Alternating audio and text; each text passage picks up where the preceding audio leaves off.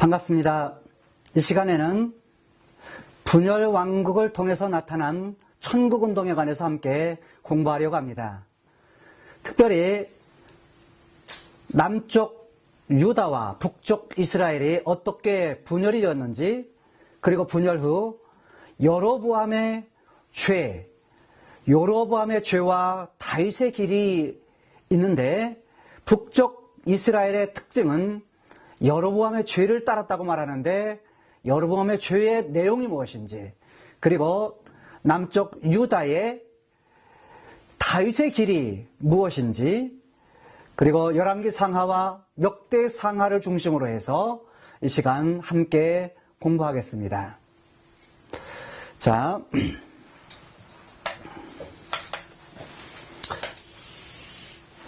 우리가 구약을 통해 볼 때에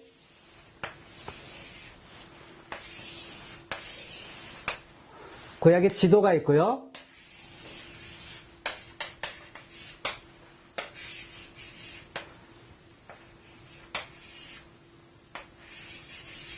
그 다음에 이제 남쪽 유다와 북쪽 이스라엘, 이 두 나라가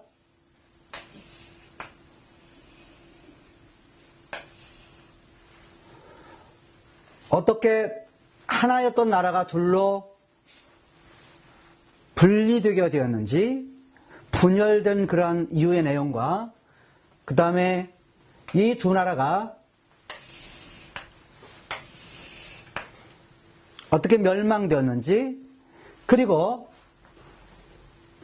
여로보암의 그런 죄와 남쪽 유다가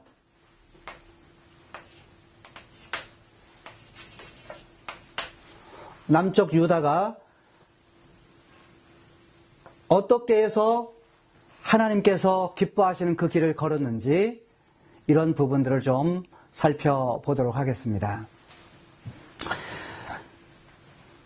여기서 보게 되면 다윗을 통해서 하나님께서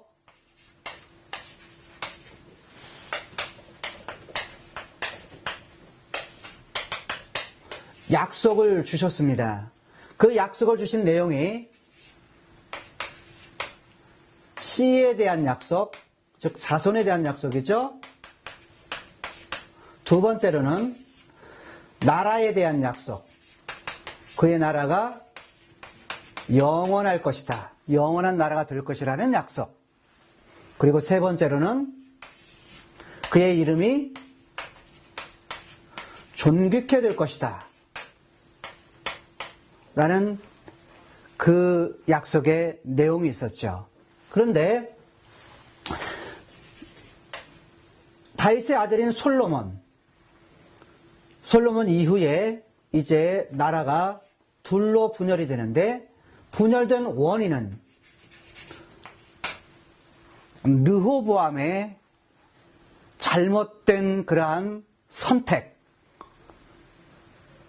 뿐만 아니라 솔로몬의 우상숭배 사건, 이 사건이 근원이 됨을 보게 됩니다.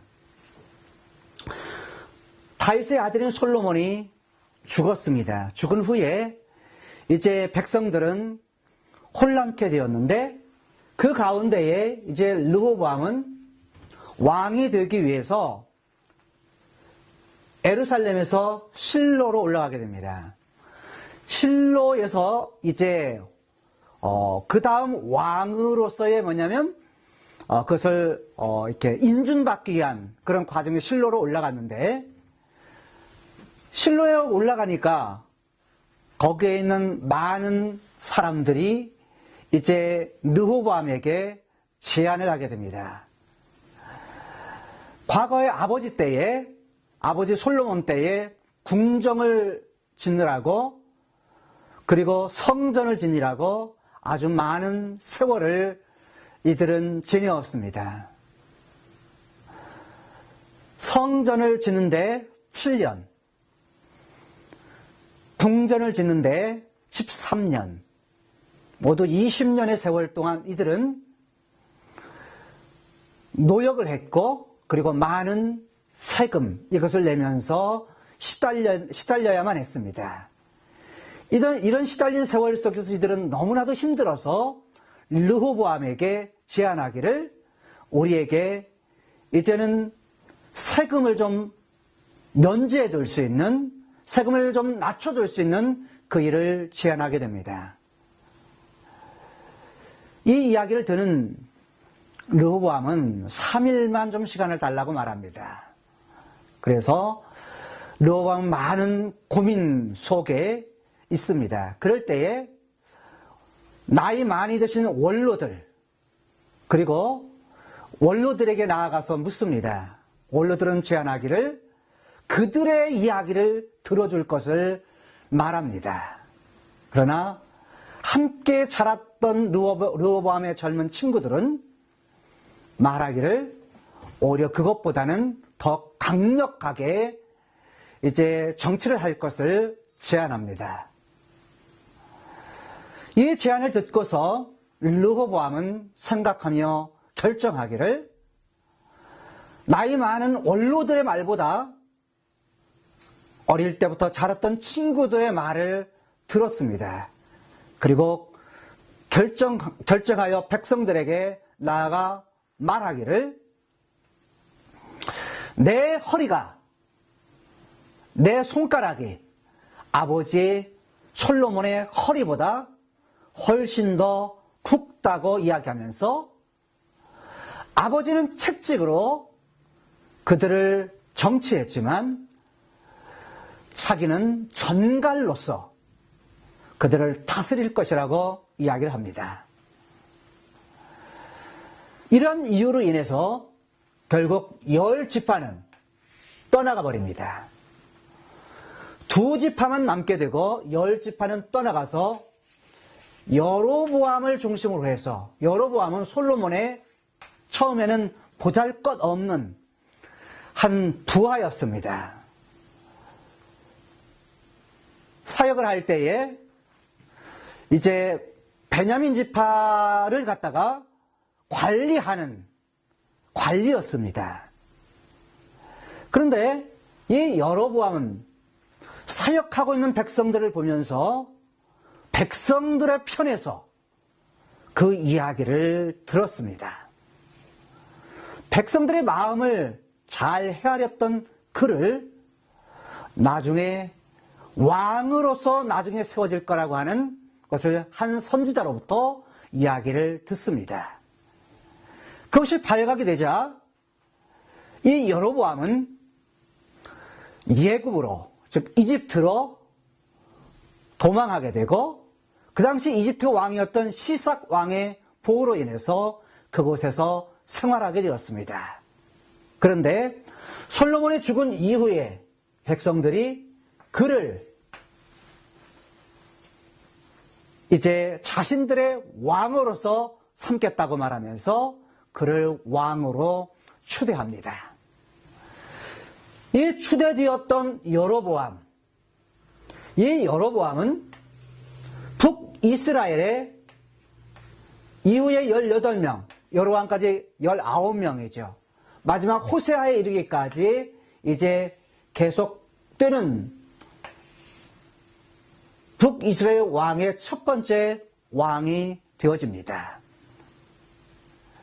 근데 성경에 보면 여로보암의 죄를 많이 지적하는 걸 볼 수가 있습니다. 어떤 면으로 북이스라엘의 왕들이 여로보암의 죄를 벗어나지 못했다고는 사실입니다. 그래서 북이스라엘은 여로보암의 죄, 여로보암의 길을 걸음으로 말미암아 모두가 다 한 사람도 선한 왕이 없고 모두 악한 왕이라고 하는 그런 레벨이 따르게 됩니다. 자, 그렇다면 도대체 여로보암의 죄가 무엇이었을까요? 여로보암은 왕이 된 후에 이제 북이스라엘에 속한 사람들이 남쪽 유다에 있는 예루살렘으로 내려갈 것을 염려했습니다. 자, 여기가 유다입니다. 유다의 예루살렘입니다.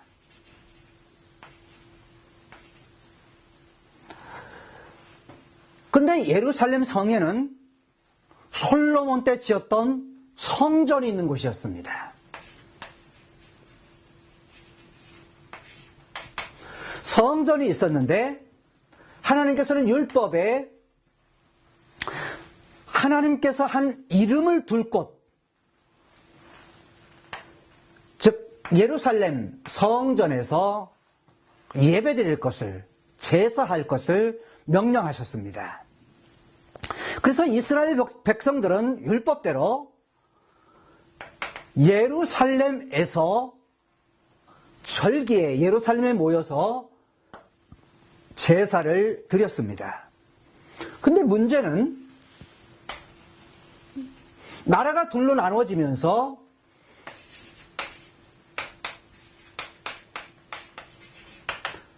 남유다 예루살렘에 있는 예루살렘 성전, 그런데 북쪽 이스라엘은 절기가 되면 백성들이 위에서 아래쪽으로 내려오게 됩니다. 내려오게 되면 내려갔던 백성들이 다시 올라오지 않을까봐 걱정을 한 나머지 꾀를 씁니다. 여로보암의 꾀는 어떤 꾀였냐면 이 백성들이 내려가지 못하도록 예루살렘이 아닌 베델이라는 것과 위쪽에 단이라는 곳에, 당시에 가나안의 신이었던 금송아지 신을 갖다가 신상을 만들어서 여기에다가 예루살렘의 신당을 만들고 거기에 신상을 세웁니다. 단에도 마찬가지였습니다. 그래서 베델과 단에 금송아지 신상을 만들고서 바로 백성들을 예루살렘에 내려가지 못하도록 그렇게 꾀를 썼던 것입니다. 하나님은 보이지 않습니다. 그런데 눈에 보이는 형태로 가나안의 신의 모형, 이것을 받아들여서 그것을 하나님을 섬긴다고 이들은 생각하면서 백성들을 갖다가 이제 그대로 북이스라엘에 머무르도록 그렇게 정치적인 책략을 가졌던 것입니다. 이것으로 말미암아 북이스라엘이 바로 우상 숭배를 할 수 있는 그런 길을 열어 놓은 것입니다. 이것이 여로보암의 첫 번째 죄였습니다. 두 번째 여로보암의 죄는 절기가 되면 또 내려갈까봐 7월 15일이 이제 이스라엘의 절기였는데, 근데 절기의 날짜를 바꿉니다. 8월 15일로 절기를 바꾸어서 그 날을 중심으로 해서 이제 백성들이 절기가 되어도 예루살렘에 내려가지 못하도록 했습니다. 다른 말로 말하면 자기 마음대로 신상도 만들고 자기 마음대로 절기도 바꾸었습니다. 그것만이 아니었습니다. 제사를 드리려면 제사장이 필요했는데, 제사장은 레위지파, 아론의 계열, 이런 사람들에 의해서만이 제사장이 될 수가 있었어요. 그런데 이런 사람들이 없으니까 어떻게 하느냐, 지역 유지들에게 돈을 받고서 이 제사장의 직분을 팝니다. 그까짓 것 누가 하면 어떻느냐, 라는 생각이었죠. 결국 율법은 전혀 생각하지 아니하고 율법으로 하나님께서 명령했던 그 율법을 무시한 채 자기 마음대로 제사장 또한 세웠던 것입니다. 그러므로 말미암아 이제 정치적으로 북쪽 이스라엘에 있는 백성들을 갖다가 이제 북쪽 이스라엘을 벗어나지 못하도록 그렇게 했던 것입니다. 이것이 바로 여로보암의 길이요 여로보암의 죄라 이렇게 말할 수 있습니다. 이후에 북쪽 이스라엘에 그래도 개혁적인 왕들도 있었습니다. 그런데 그 개혁이라는 것을 했음에도 불구하고 그들이 여로보암의 길을 벗어나지를 못했다고 말합니다.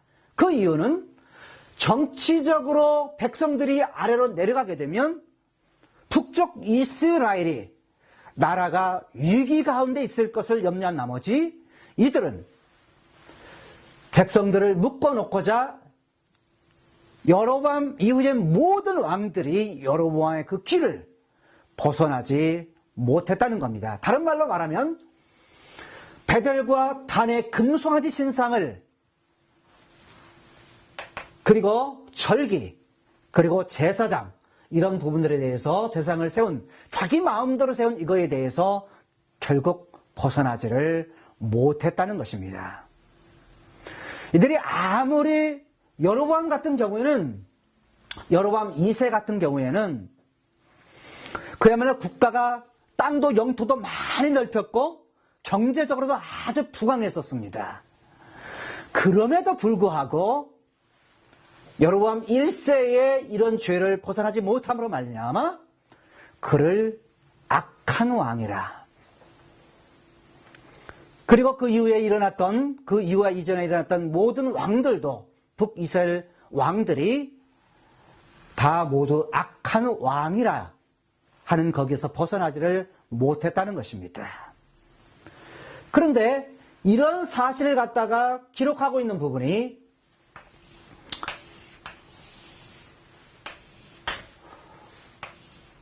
바로 열왕기 상하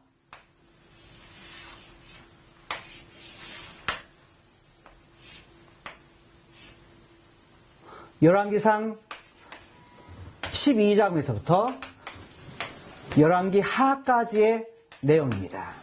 그래서 북쪽 이스라엘에 관한 역사와 남쪽 유다에 관한 역사를 함께 기록을 하는데 문제는 남쪽 유다의 왕들조차도 르호보암 이후에 악한 왕들이 많이 일어납니다. 그 영향은 가나안 사람들에 대한 영향과 또 북쪽에 아합이라는 왕이 있었는데 아합은 페니키아의 이세벨이라고 하는 공주를 아내로 삼습니다. 아내로 삼는데 여기에서 태어난 그 딸이 하나 있었습니다. 그 딸이 바로 아달랴라고 하는 딸이었어요. 근데 아달랴라고 하는 딸이었는데 이 딸을 갖다가 뭐냐면 바로 남쪽 유다의 한 왕의 왕비로 주게 됩니다. 그것이 바로 여호람입니다. 그래서 여호람의 아내가 되어가지고 그 이후에 뭐냐면 이 남쪽 유다도 우상숭배에 아합도 마찬가지였죠. 아합과 이세벨에서 했던 그 우상숭배를 아달랴가 그대로 가지고 와서 남쪽 유다도 바로 위기 가운데 있게 되는 겁니다. 그래서 뭐냐면 그런 우상숭배가 아주 자연스럽게 이어지게 되죠. 근데 이런 가운데에서 하나님께서 남쪽 유다를 통해서도 뭐냐면 계속 개혁적인 왕들이 일어납니다. 그 중에 여호사밧이라든지 요아스라든지 그 다음에 히스기야, 그 다음에 요시야라고는 이런 왕들이 이제 개혁적인 왕들입니다. 이런 왕들은 개혁을 했을 때에 공통적인 점이 있습니다. 그들의 공통적인 건 뭐냐면 성전을 중심으로 했다는 겁니다. 성전을 수리한다든지 성전을 깨끗게 한다든지 또 잃어버렸던 율법을 갖다가 다시 회복한다든지 아니면 제사를 갖다가 다시 회복한다든지 제사장을 갖다가 다시 세운다든지 이런 것들을 중심으로 해서 바로 그들의 개혁의 중심에는 이런 일들이 있었다는 것입니다. 뿐만 아니라 가장 중요한 점은 바로 여기 하나님과 다윗과 세우신 다윗 언약에 근거해서 이들이 개혁을 했다는 것입니다. 이때 이것에 관한 것을 기록한 것은 바로 역대상, 역대하입니다. 역대상, 역대하에서는 열왕기 상하의 내용과 상당한 차이가 있는데 열왕기 상하는 이들이 바벨론으로 포로로 잡혀간 상황에서 기록이 되어지고 역대상, 역대하는 열왕기 상하는 그러지만요. 역대상, 역대하는 포로 기간이 70년의 포로 기간이 끝나고서 다시 유다 땅에 돌아오기 전에 기록됩니다. 그러면 위에 있는 열왕기상, 열왕기하는 어떤 점이 주 내용이냐면 우리가 지금 포로 생활하는데 이렇게 어려움을 당하는 그런 이유가 뭐냐? 그것은 바로 북쪽 이스라엘과 남쪽 유다 왕들, 우리 조상들의 하나님을 멀리하고 우상을 섬기고 산당을 짓고 그리고 율법을 잃어버리고 성전을 무시한 이런 것에 대한 것이었음을 지적을 합니다. 그래서 남쪽 유다, 북쪽 이스라엘의 죄를 갖다가 번갈아 가면서 있는 그대로의 역사를 객관적으로 기록을 하고 있다는 것입니다. 하지만 역대상, 역대하의 내용은 포로 생활이 끝난 후에 유다로 들어오기, 고향으로 돌아오기 이전에 기록되어졌기 때문에 이제 포로 생활이 끝났다. 우리가 고향으로 돌아갈 건데 이제 고향으로 돌아가서 우리가 어떤 일을 해야 될 거냐. 그래, 다윗에게 약속한 대로 이제 다윗에게 약속했던 아들, 씨, 그가 오게 되면 그 나라가 영원할 건데 그것을 위해서 반드시 성전이 회복돼야 된다. 그래서 성전을 다시 짓자, 성전을 재건하자라는 그런 생각을 가지게 되었던 것입니다. 그래서 이때에는 역대상, 역대하에서는 특히 역대하 이 부분에서는 어떤 부분이 강조되냐면 성전, 율법, 제사장, 제사, 그 다음에 절기 이런 부분들이 강조되고 그 다음에 다윗에게 약속했던 다윗 언약 이런 부분들이 강조되고 있다는 것입니다. 여러분, 성전, 율법, 제사, 제사장 이건 도대체 무엇입니까? 천국운동의 관점을 볼 때에 과거 창세기 1, 2장에서 에덴 동산, 그 다음에 창세기 3장에서 11장까지 해서 예녹 사건과 노아 사건을 통해 보여준 천국운동에 관한 내용, 창세기 12장에서 여호수아까지 해서 약속했던 가나안 땅, 다윗에게 약속했던 영원한 나라, 이것들은 모두가 위에 있는 천상의 나라에, 위에 있는 본질의 나라의 모형이었다는 것입니다. 지금 이 시대의 성전이라는 것, 율법, 제사장, 제사제도 이런 모든 것들이 바로 하나님의 나라의 한 모형이었다는 것입니다.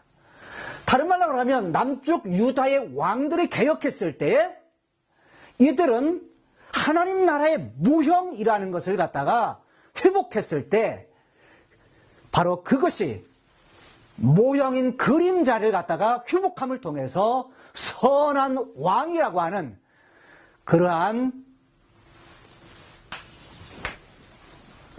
부분들을 갖다가 이들이 받게 되었다는 것입니다.